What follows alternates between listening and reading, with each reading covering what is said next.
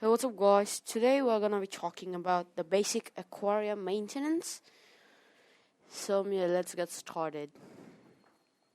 So the first step for a healthy aquarium is to clean your filter every week or every 2 weeks. Now, if you have a 1-gallon tank, just in case, you need to change it every week. And if you have a 5-gallon tank, you can change it in 2 weeks or even 1 week, doesn't matter. When you have a 10-gallon tank, you can do it in 2 weeks, and 20-gallon, 2 weeks, yeah.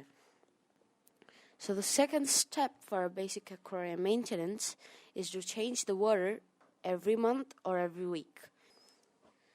So the third step for a healthy aquarium is to feed your fish really well. Now, I recommend to feed your fish every month some peas, because then they will not have bloating problems. And yeah, your fish will stay healthy. The fourth step for a healthy aquarium is to look after them. Yeah, you need to look after your fish.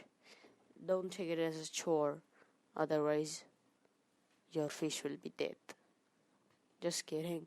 But yeah, don't make your aquarium hobby a chore. So yeah, I hope you like this video and make sure to give a thumbs up, and I'll see you next time.